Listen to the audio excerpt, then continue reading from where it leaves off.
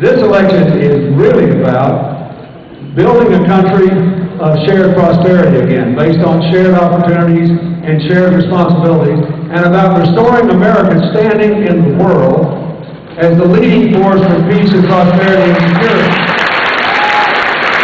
And we have two problems in restoring our standing in the world. We've got to find a way to honorably terminate this war in Iraq, and we've got to find a way to send a very different signal to the world, because for 7 years we've acted like we wanted one set of rules for us and another set for everybody else. This